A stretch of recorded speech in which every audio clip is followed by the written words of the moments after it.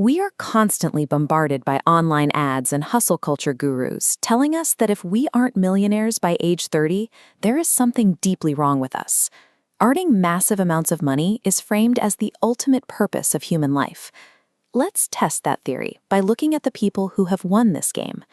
If money buys happiness, Elon Musk, the richest man in the world, should be the happiest person on Earth. Yet Musk himself has described his reality as a series of great highs, terrible lows, and unrelenting stress. When asked what advice he has for young people who want to be him, he told them they shouldn't want to be, because he's not even sure he wants to be himself. That stress bleeds directly into his personal life. As soon as his daughter turned 18, she filed a petition in court stating she no longer wanted any relationship with her father. This isolation is common among the highly successful. Think of cultural icons who reached the absolute peak of their professions, earning vast fortunes, yet still succumbed to deep internal struggles and depression. Money is an incredibly effective tool for buying a house.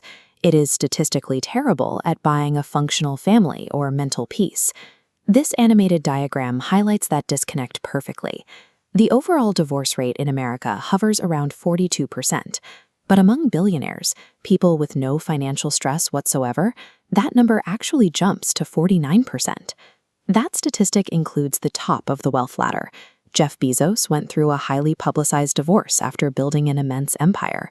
The same is true for Bill Gates, Larry Ellison, and Sergey Brin. These are individuals with virtually infinite resources, yet they couldn't purchase family stability.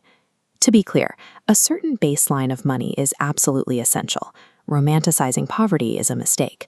We need money for food, medical care, education, and basic human dignity.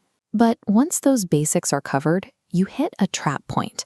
This is the exact threshold where additional wealth stops generating life satisfaction and instead begins to feel paranoia, isolation, and greed-driven conflict. Take the Ambani brothers in India. They inherited immense fortunes, but spent years locked in vicious court battles over their wealth.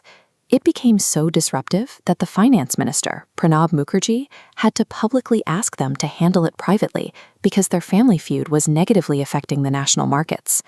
When physical survival is no longer an issue, chasing millions more usually ends up dismantling the exact relationships that make life worth living in the first place. What keeps people running on this treadmill is a psychological trick. You buy something nice, the excitement fades quickly, and it becomes your new normal. You then have to work twice as hard to buy something more expensive just to feel that exact same thrill. Working 70-hour weeks to afford a luxury car or an expensive watch to impress strangers online doesn't buy you status. You are trying to purchase self-image, and no amount of cash can fix a poor sense of self-worth.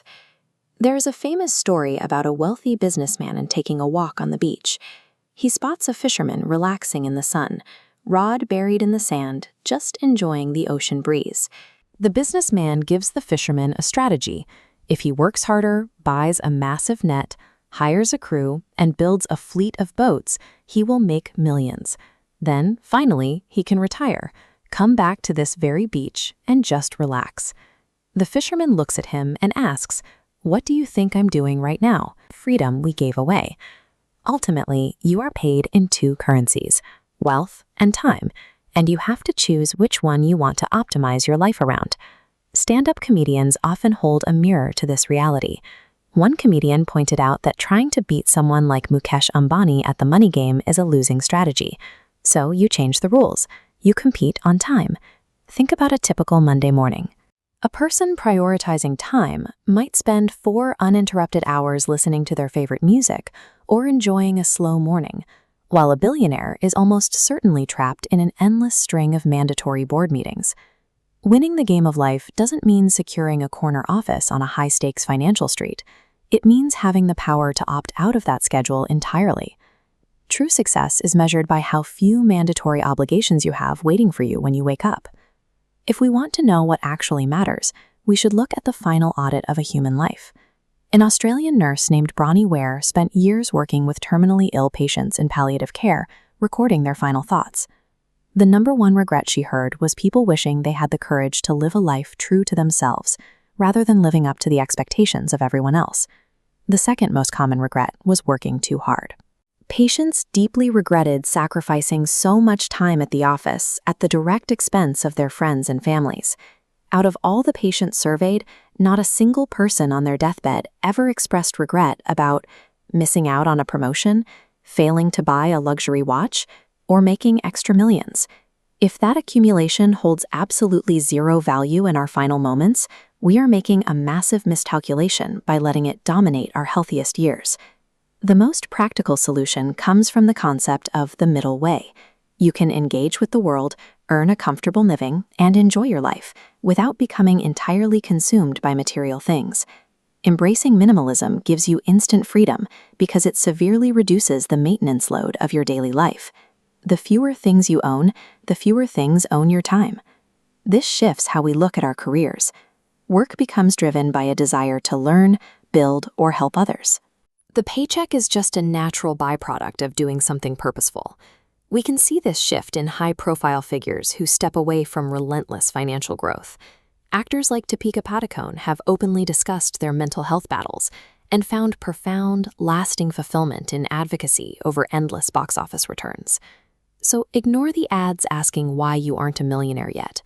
The real goal is to become the absolute master of your own time, free to exist, learn, and